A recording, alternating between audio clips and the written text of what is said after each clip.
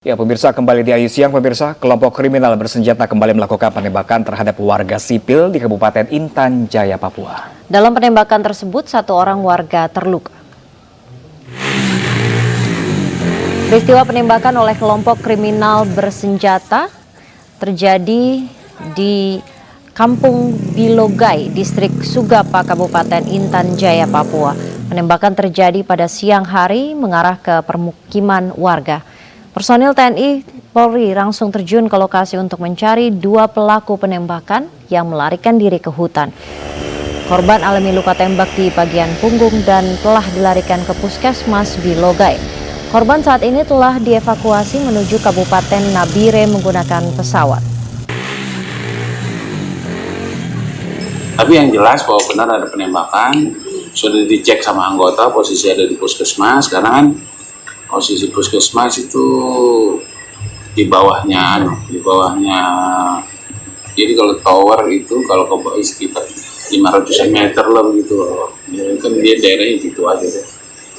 Jadi, aksi penembakan di PT AKG Bahuga yang merupakan perusahaan sawit di Lampung dilakukan oleh sekelompok massa. Ya, pemirsa, aksi pembakaran ini diduga akibat penembakan yang dilakukan oleh oknum personil PAM Dit Samapta Polda Lampung. Aksi pembakaran dilakukan oleh sekelompok massa yang berjumlah kurang lebih 300 orang. Saat kejadian, sekelompok massa mendatangi PT AKG Bahuga dan bertindak anarkis untuk melampiaskan kemarahan mereka. Setidaknya 5 unit traktor, 4 unit motor, dan 1 unit mobil truk dibakar oleh massa dalam peristiwa itu. Diduga aksi pembakaran dilakukan massa akibat peristiwa penembakan yang dilakukan PAM Dit Samapta Polda Lampung yang bertugas di PT AKG Bahuga. Penembakan dilakukan terhadap 3 warga yang berasal dari Kampung Bumi Agung, Kampung Giri Harjo, dan Kampung Tulang Bawang. Ketiganya ditembak karena diduga telah mencuri sawit milik perusahaan.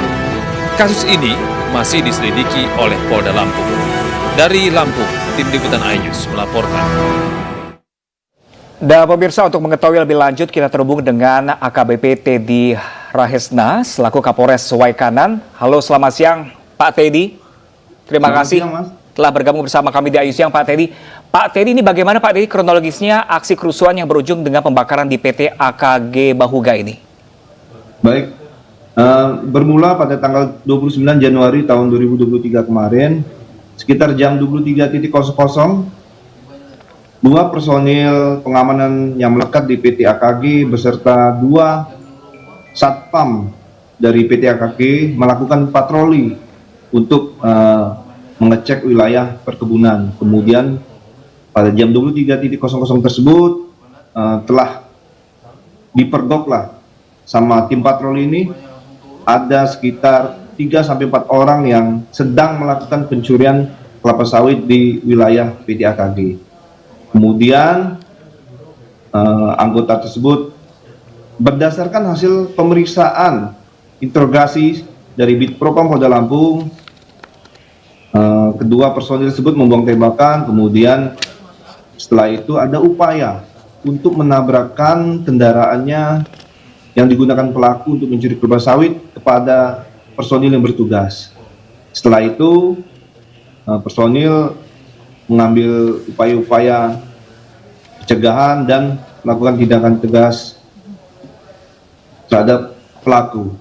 Dari hasil ini, kejadian ini telah tertembaklah 1 orang terduga pelaku, kemudian dinyatakan meninggal pada saat dibawa ke puskesmas. Setelah itu selang 2 jam, sekitar jam 01.00 tanggal 30 Januari 2023, telah adanya sekelompok massa sekitar 300 orang dari beberapa kampung yang merasa tidak puas karena ada warga yang sudah ditembak oleh anggota personil yang melakukan pengamanan. Tidak puas, kemudian melimpahkan ketidakpuasan itu pada perusahaan. Kemudian ada aksi pembakaran, pengerusakan terhadap perusahaan sampai dengan pukul sekitar 02.30. Aksi tersebut telah selesai, kemudian massa yang melakukan pembakaran sudah kembali ke tempat masing-masing. Sampai dengan pukul 05 dapat dipastikan Anggota personil Polres Waikanan bersama dengan Polda Lampung melakukan aksi pengamanan dan situasi kondusif. Terima kasih. Ya Pak, apakah ada alasan tersendiri kenapa personil tersebut menembak pencuri begitu? Apakah memang saat itu mencoba melarikan diri atau terjadi sesuatu? Nah, seperti yang kami sampaikan Mbak, berdasarkan hasil interogasi sementara, anggota personil tersebut menyampaikan bahwa ada indikasi untuk menabrakkan kendaraan yang digunakan untuk mencuri kelapa sawit terhadap petugas, sehingga diberikan tindakan tegas. Sementara seperti itu Mbak, nanti hasil pemeriksaan perkembangan akan disampaikan kembali. Nah Bapak, selanjutnya Bapak ini bagaimana Bapak proses hukum untuk pelaku pembakaran ini Bapak? Baik, terima kasih. Jadi berdasarkan azas KUHP kita bersamaan di muka hukum bahwa terhadap laporan yang dibuat oleh perusahaan maupun informasinya dari pihak keluarga juga melaporkan terhadap anggota Polri tersebut. Saat ini kami telah melakukan beberapa pemeriksaan saksi-saksi untuk menguatkan, kemudian semua proses penyelidikan berdasarkan crime scene investigation ataupun berdasarkan hasil lab yang akan membuktikan untuk proyektil, arah tembakan dan lain-lain. Ini kami atensikan betul sehingga nanti terbuka dan transparan untuk proses penyidikan ke depan. Baik Pak Teddy, terima kasih banyak Pak Teddy. Semoga kerusuhan tidak berangsur kembali di sana dan kondusif semuanya. Terima kasih banyak Pak Teddy atas informasinya telah bergabung bersama kami di siang. Terima kasih, selamat siang. Ya pemirsa, kita ke informasi selanjutnya pemirsa. Kasus kekerasan dalam rumah tangga masih menjadi pekerjaan rumah yang harus dicegah bersama. Ya, pentingnya saling percaya, saling sabar dan juga berkomunikasi menjadi salah satu kunci menghindari potensi KDRT.